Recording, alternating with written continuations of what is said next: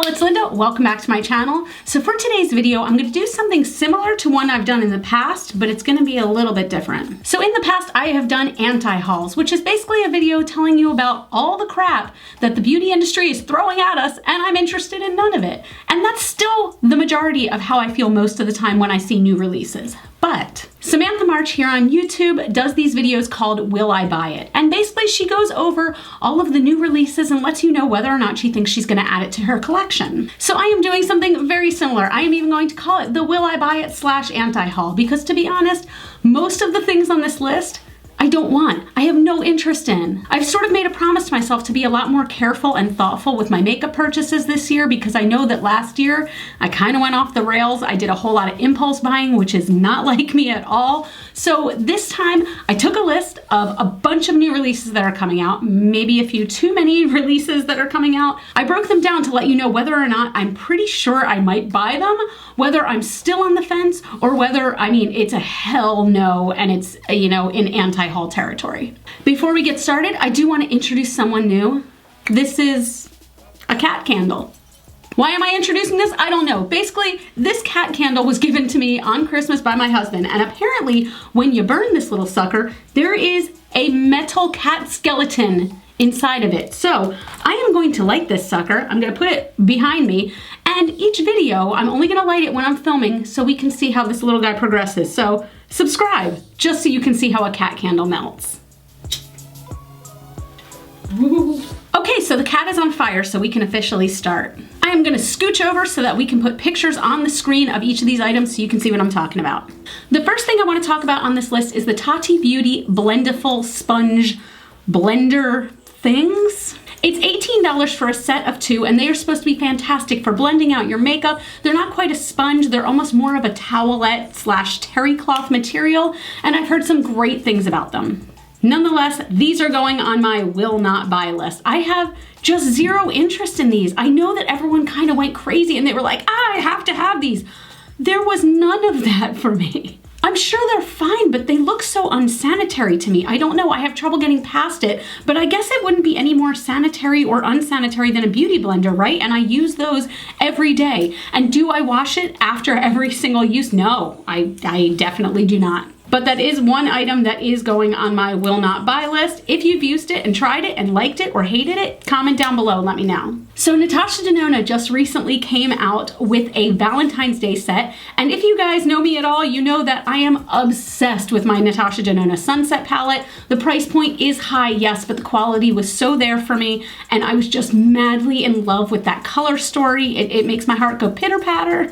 So the two biggest components of this collection were the Natasha Denona Love eyeshadow palette and the Love Glow Cheek Collection palette. As far as the eye palette, this does retail for $65, and this also is something that is going on my I'm not gonna buy this list. I've never really been a fan of pink and purple shadows. I don't know why, but they just really don't do it for me. Like a bright matte purple shadow, yeah, I'm all about that. But that kind of like dusty, sparkly purple or pinks, it just, I don't know. It just never did anything for me. I have a whole palette of old shadows in my collection of just pinks and purples. I don't think I ever touch it. So I can see that if you're somebody who likes pinks and purples, this palette is probably beautiful to you. More power to you, go buy that thing, but not I. Now, the Love Glow Cheek palette on the other hand, holy crap. That retails for $55, and I am currently trying to refrain myself from hitting the buy button immediately because I love the look of it so much. Between the highlighters, there's like a shimmery blush, there's a cream blush. It's so beautiful, but I do have to admit that $55 price tag is a little hard to swallow. It is kind of pricey, but I do know that the quality of Natasha Denona stuff is just like mwah, chef's kiss. It is beautiful. So I don't know. I feel like I might cave and buy it, especially if I see it in a store somewhere. I don't know, but it's beautiful. Fun fact, at least once a video I get up to make sure my microphone is still on. That's my phone. And you see what it says? Potential spam? Nope. And yes, my ringtone is RuPaul. From Anastasia Beverly Hills, they recently came out with the Norvina Pro Pigment Mini Palette Volume 3. This one has sort of a cherry theme on the front. I was mildly interested in this. This does retail for $29, and I have not purchased any of the Norvina palettes at all. I do like the idea of a smaller palette, although the price point of this one is a little bit high for something so small, but the color story is very interesting. It doesn't appear to have too much cohesion to it, yet I do feel like it's mildly appealing. I keep using words like mildly because I'm not over the moon about this, and at the end of the day, I'm probably not going to buy it, but it was something that made me kind of stop and look at for a second and go, is that cute? And then go, nah, I'm good.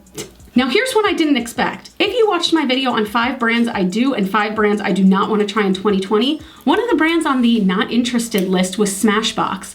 And then Smashbox came out with something that's making me curious. This is a lipstick collection based off the movie Birds of Prey, which is basically the Harley Quinn movie, and all 3 of those shades look so dreamy to me and so beautiful. I would use all 3. I will be the first one to admit I've never used a Smashbox lip product, so comment down below and let me know if you have. Let me know what you think of the quality. But I love the colors, and I can't help but love the outer packaging a little bit too, and I am somebody who does save outer packaging and the cardboard boxes that things come in. So I don't know, I think it's really cute, and I would wear all 3 colors, so it's a maybe. Next is another one that is sort of killing me. Charlotte Tilbury came out with a Pillow Talk collection, and the eyeshadow palette is so beautiful, but it is 75 dull hairs. I can't stomach that price. I just can't. And it looks so lovely, but at the same time, I can't help but compare it a little bit to the, I believe it was the Naked 3 palette that I had at one point and then wound up getting rid of because I realized how much I don't love pink shades. And this is all pink shades, so why am I so into it? I don't know. But I really do love every Charlotte Tilbury product I've tried. I feel like the quality is there, but $75 for an eyeshadow palette that just, I don't know. I don't know if I can stomach it. Then we had 2 ColourPop palettes that came out. The first one is called Mint to Be, and it retails for $12, and it is just one of their themed kind of like monochromatic palettes, and it's all mint green shades. While I think that this one is really pretty, and I've seen some lovely looks done with it, I'm just not interested in it, and I genuinely can't explain why. Green is my favorite color in the whole wide world. I love every shade of green. I love the dirty, grungy olive greens. I love bright Kelly green. I love neon green. So I don't know why this palette isn't singing to me. Again, I have seen some great looks done with it, but this is one that I am going to pass on. And then for their Valentine's Day collection, ColourPop just came out with the All That palette. I don't understand this palette fully. It does retail for $18, which is of course a great price, but let's talk about those very top 3 shades going from the left. Is it just me, or do they look basically exactly the same as each other? Yes, there's like a slight tonal difference, but I don't think that you need to have all 3 of those in the palette. In fact, I feel like if you took out a lot of those glitter shades in the middle, whether they're Super Shock formula or an actual glitter shadow, I feel like this would be such a boring palette. This to me is almost the equivalent of palettes that are all neutral colors with a bright pop of blue, and they call themselves like risky or, you know, edgy or something like that. This is so similar to that to me, and I don't know why. It's not appealing to me. I'm sure I'm gonna see some fantastic looks made with this palette, but it's not one that I'm going to get for my collection.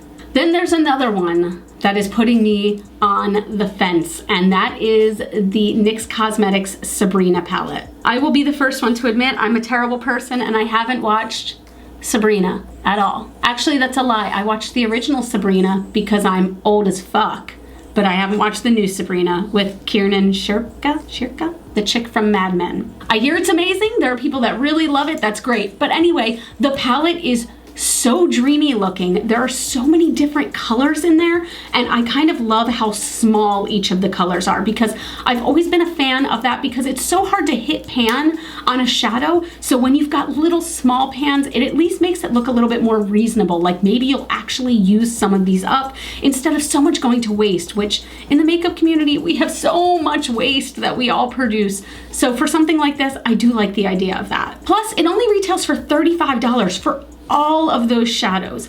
The big thing that's holding me back, I have to admit, is I have not had luck with NYX shadows in the past. I've had great luck with their face products or with their brushes or with mascara or eyeliner, but eyeshadows, I haven't had great luck. I have found them personally to be a little dusty for my liking and also very muted. The color you see in the pan would not be the color on your eyes.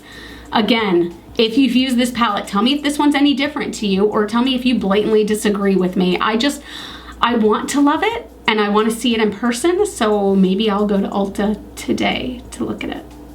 Speaking of neutral shades with a pop of blue, we have the Anastasia Amrezy palette. This baby retails for $49, and this again is immediately going on my do not buy list.